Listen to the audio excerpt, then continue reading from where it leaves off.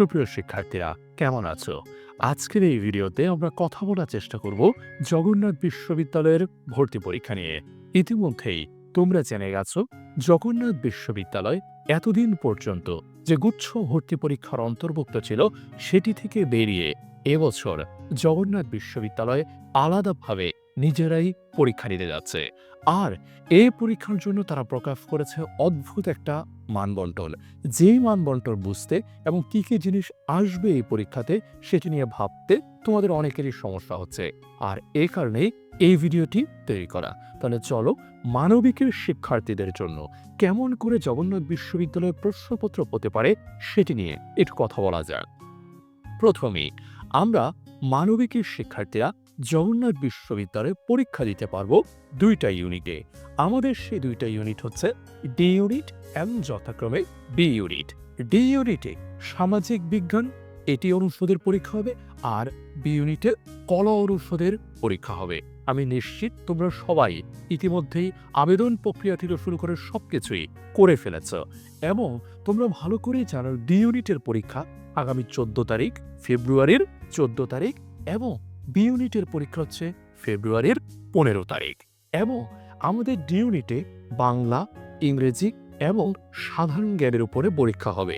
সাধারণ জ্ঞানের সাথে গাণিতিক বুদ্ধিমত্তা, অর্থাৎ খুব সহজে আমরা বুঝতে পারছি সাধারণ জ্ঞানের মধ্যে আইকিউ থেকে কয়েকটা প্রশ্ন থাকতে পারে।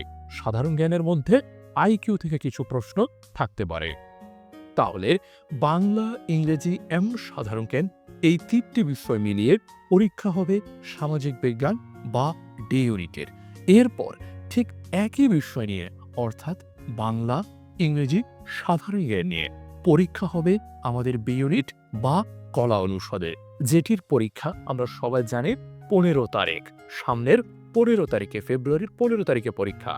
এবং দুইটা পরীক্ষাতেই অর্থাৎ ডি ইউনিট, বি ইউনিট দুইটা পরীক্ষাতে আমাদের সময় নির্দিষ্ট করে দেওয়া হয়েছে 1 ঘন্টা।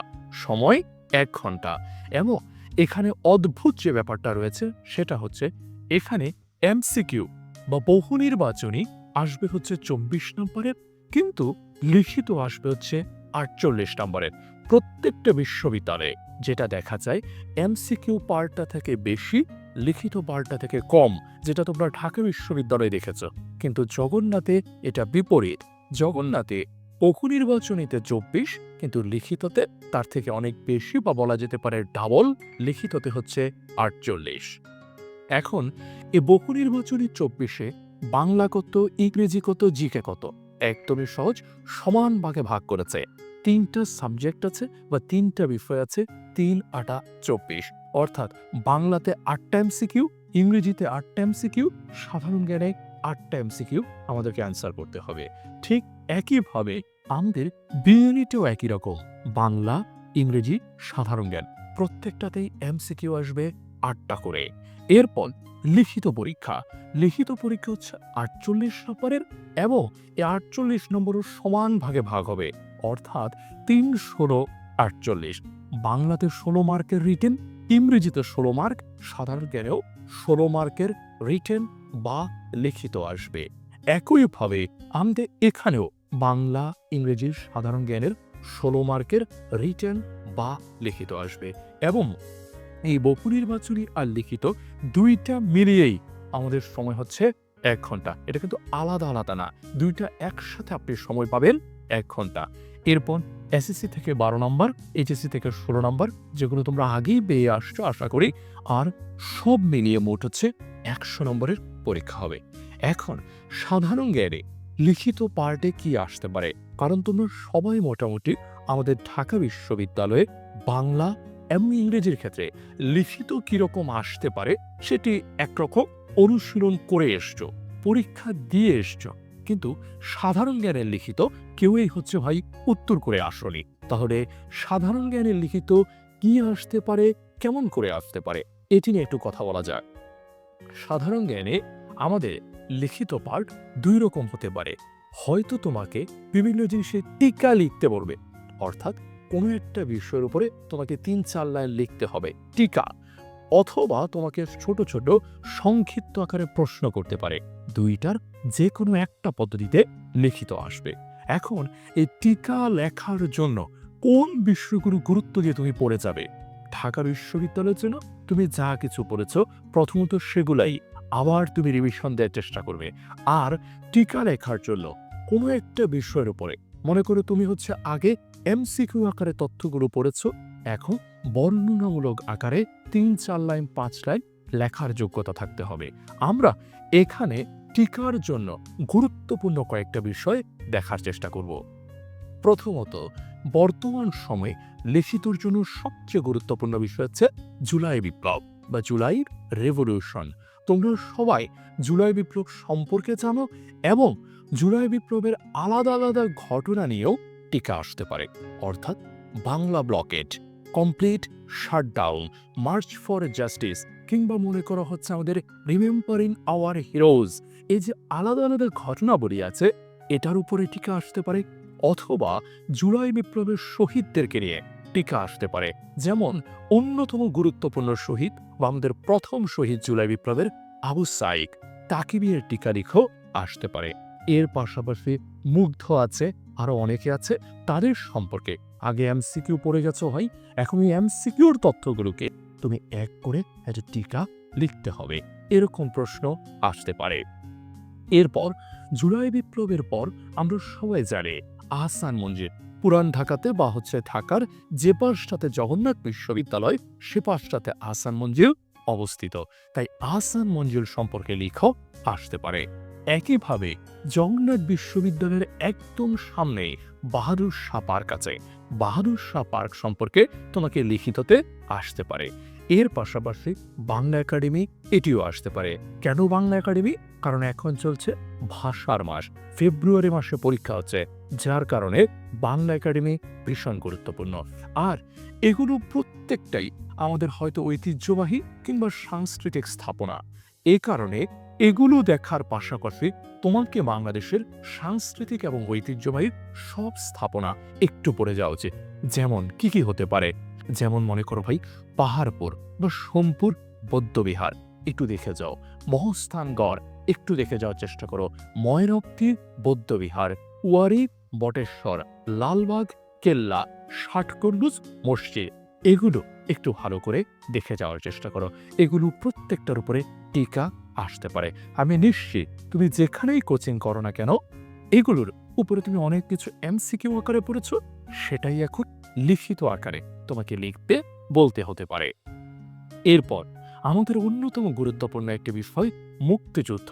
মুক্তিযুদ্ধের উপরে লিখো, এটাও আসতে পারে, অথবা আলাদা আলাদা করে মুক্তিযুদ্ধের সেক্টর, নির্দিষ্ট কোনো একটা সেক্টরের কথা বলতে পারে, তাহলে তুমি সেই সেক্টরের এলাকাটা কিংবা মনে করো সেই সেক্টরের সেক্টর কমান্ডার কারা ছিল বা কে ছিলেন এগুলো লিখবে। ক্র্যাক প্লাটুন মুক্তিযুদ্ধে অন্যতম গেরিলা দল, ঢাকার গেরিলা দল, তাদের সম্পর্কে আসতে পারে। বিদেশিদের অবদান, কনসার্ট ফর বাংলাদেশ, এগুলোর উপরে লিখো।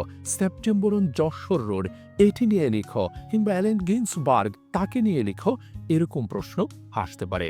একই সাথে বীরশ্রেষ্ঠ, কোনো একজন বীরশ্রেষ্ঠের উপরে টিকা লিখো, এটি আসতে পারে। অর্থাৎ মুক্তিযুদ্ধ ব্যাপারটা একটু ভালো করে তোমাদের দেখে যেতে হবে।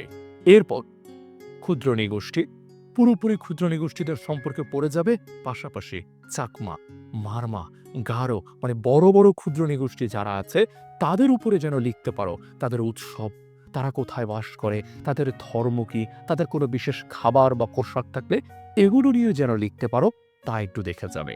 এরপর জাতীয় বিষয়াবলী, অর্থাৎ আমাদের বাংলাদেশের জাতীয় পতাকা, জাতীয় প্রতীক, আমাদের সংবিধান, আমাদের বিচার বিভাগ, আইন বিভাগ, শাসন বিভাগ, সুপ্রিম কোর্ট, জাতীয় সংসদ, এগুলোর উপরে যেন টিকা লিখতে পারো, সেটা একটু দেখে যেতে হবে। আমি নিশ্চিত এমসিকিউ আকারে তুমি এটা পড়েছ, এখন একটু লিখিত আকারে লিখবে।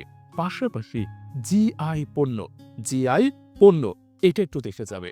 বনভূমি, বনভূমি আমি বনভূমিটা আলাদা করে পরবর্তীতে সুন্দরবনেও লিখেছি, তো তুমি সুন্দরবন এবং অন্যান্য যে বনভূমি আছে বাংলাদেশের দেখে যাবে। বাংলাদেশের খনিজ সম্পদ, কৃষিজ সম্পদ, বাংলাদেশের বিদ্যুৎ শিল্প দেখে যাওয়ার চেষ্টা করো। বিদ্যুৎ শিল্পের মধ্যে বড় বড় যেসব বিদ্যুৎ কেন্দ্র আছে সেগুলোর উপরে একটু জেনে যাওয়ার চেষ্টা করো, তাহলেই মোটামুটিভাবে তুমি বাংলাদেশ বিশ্বগুলি একটু কাভার আপ করে ফেলতে পারবে। লাস্টলি, প্রাকৃতিক সৌন্দর্য, মানে মনে করো আমাদের সুন্দরবন দেখার পর বিভিন্ন নদী দেখে গেলে আমরা জানি আমাদের বুড়িগঙ্গা, সদরঘাট সবকিছু হচ্ছে এই জগন্নাথ বিশ্ববিদ্যালয়ের কাছাকাছি।